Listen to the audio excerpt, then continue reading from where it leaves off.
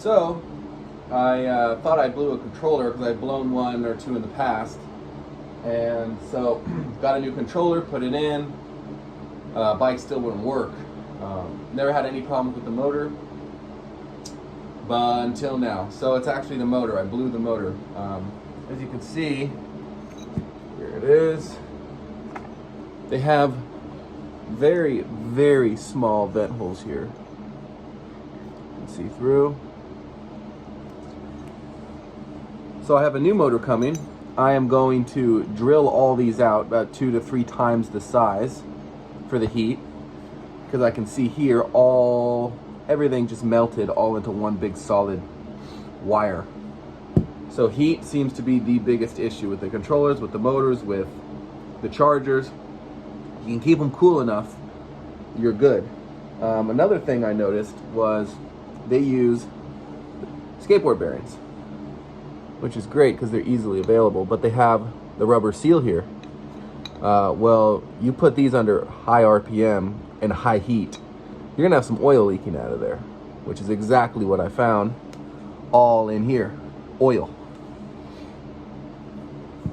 So to combat that, I got Amazon, I got some metal sealed bearings versus the rubber. So my new motor coming, I'm going to install these bearings. Get them on Amazon. Penguin bearings. And I am going to drill all the holes out. So between the oil and the heat, hopefully my next motor doesn't blow. So one thing I did to my new controller, since I have overheated a couple and blown them, I'll show you.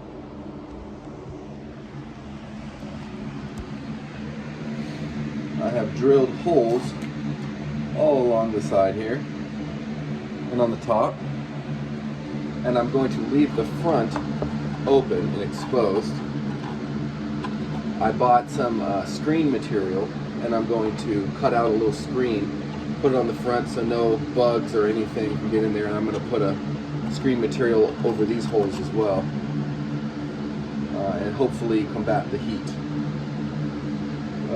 Yep, she's down again, and hopefully we can get her going. So a cool hack that I would like to show you that I saw online was, if your brakes are starting to, you've adjusted them as much as you can, but when you hit the brakes, this goes up and touches here, so you can't adjust them anymore. You need new pads.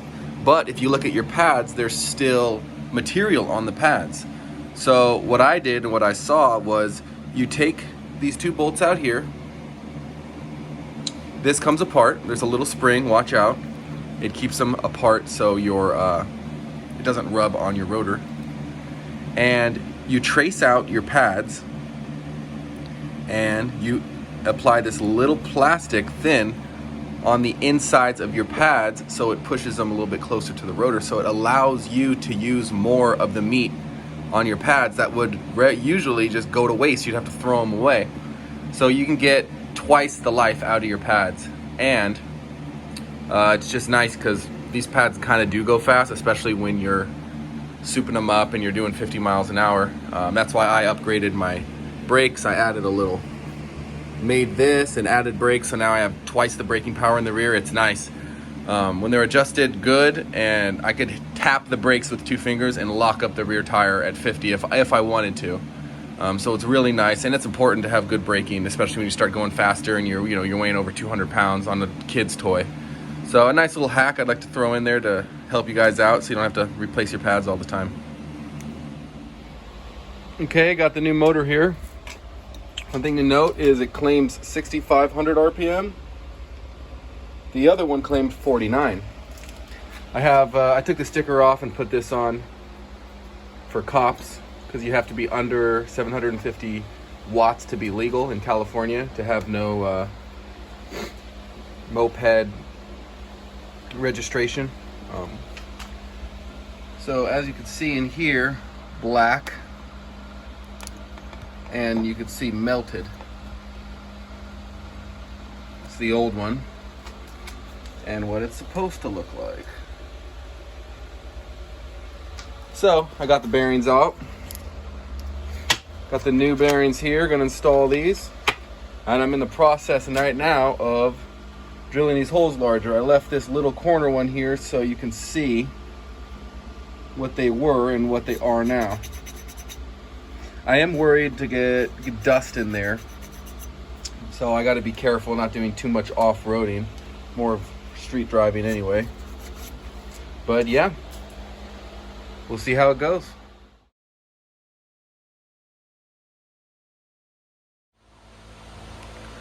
Okay, so I drilled the holes. I'm about to put the bearings, and I decided to try to mock up a little cold air intake out of a credit card or AAA card.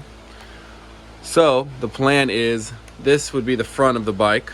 I still have to cut these off and put my fake sticker here, just like I did to the other one.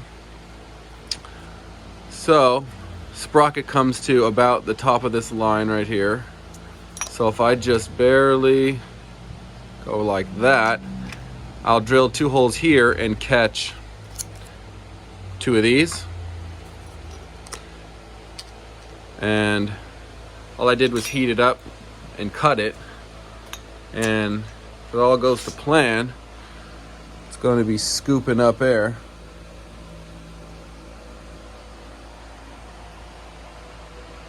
So I plan on painting this black, and I think it's just about ready. I'm going to tweak it a little bit and see what happens.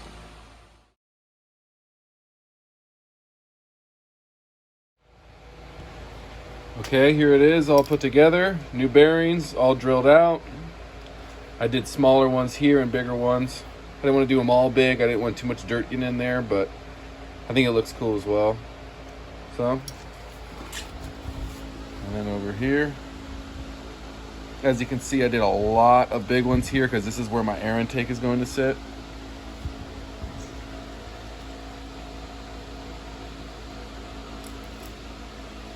So now I got to cut these off, and I also have to grind 2 of these down flat, not completely flat, but you know, just about half of what it is, in order for it to fit in the MX650.